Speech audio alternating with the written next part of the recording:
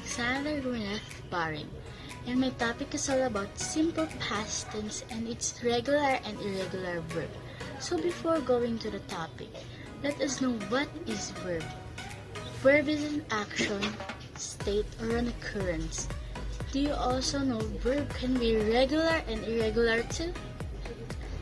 In regular verb, we just need to add ed or d. Example, like dance and danced. In irregular verb, you need to change its spelling. Example, like the word catch. The irregular verb of that is caught. Now let's go back to our lesson. What is simple past tense? Simple past tense, also called as past simple or preterite, show action occurred and was completed at a particular time in the past. You just need to use regular and irregular. Hi, my name is Shadel May J. Arcelias, and today I will discuss the past perfect tense. Since you already knew what is simple past tense, then let us just proceed to the topic. To form the past perfect tense, you will use the past tense of the verb to have, which is had, and add it to the past participle of the main verb. For example, subject plus had plus past participle equals past perfect tense.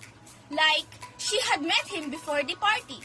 The subject is she, then had, and the past participle is met. That's all. Hope you understand. Thank you.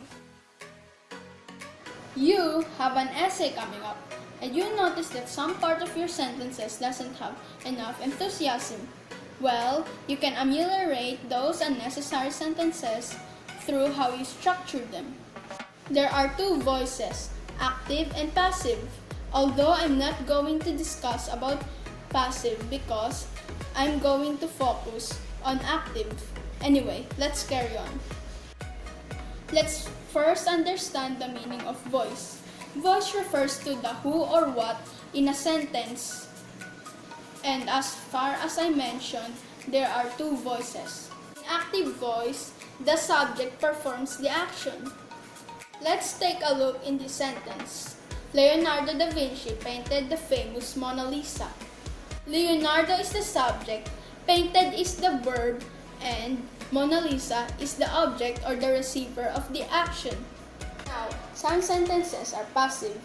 Here are some ways to change it into an active voice. For example, the garbage was collected by Michael. Move Michael in the beginning of the sentence, cut off the unnecessary words, and there you have it. Michael collected the garbage. The sentence is now active. It is clear and easy to understand. Take some time understanding the structure of sentence, and you will have an effective writing. Hi, I am Kathleen Llanes. Today I am here to discuss the second kind of voice used in a sentence, and it is called passive voice. A passive voice is used as a voice in sentences wherein the subject is the recipient of the action, meaning that the subject isn't the one doing the action. Instead, it is the subject that receives the action, while the object is the doer of the action. To successfully construct a sentence that uses a passive voice, you need to follow this pattern. A subject followed by a helping verb. Adjacent to the helping verb is a past participle. After that, add by, and lastly, followed by an object. For example, the video was posted by Ariana. The subject is the video since it is the one receiving the action, while was is the helping verb, and the past participle is posted. Then, by is added, finally followed by the object, which is Ariana, since she is the one doing the action. Note that a passive voice doesn't always need an object. And that concludes my report about passive voice. Hey everyone, my name is Happy Kabatik, and today I will be teaching about noun phrases.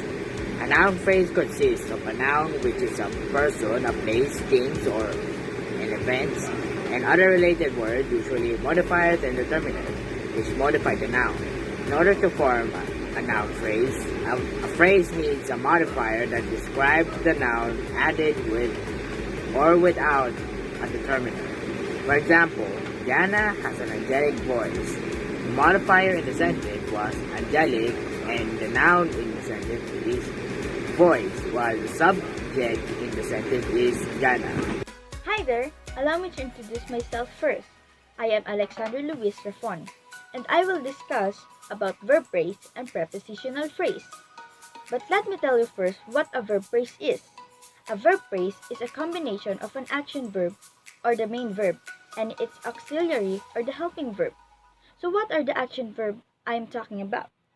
Action verb are the verbs that simply indicate an action, like for example, go, come, eat, and so forth. While the helping verb or the auxiliary verb are the verbs that help or support the action or the main verb in the sentence. It includes to be, to have, to do, and other auxiliary verbs. Let's take an example. Finally, I can buy a new cell phone. The verb phrase here is can buy. Can is the auxiliary verb and buy is the main or the action verb. Let's have another try. My mother was texting her best friend. The verb phrase here is was texting. Was is the auxiliary verb and texting is the main verb. Now that you understand the verb phrase, let's proceed to the prepositional phrases. What are the prepositional phrases? Prepositional phrases, these are the phrases with a preposition and followed by the object of preposition. And in between them are words that modify the object. But take note, preposition phrases doesn't work as a preposition in a sentence. Yet, they can be either act as an adverb or an adjective. What do I mean? Let's take an example. The girl in the pink dress is my cousin. In the pink dress is the prepositional phrase.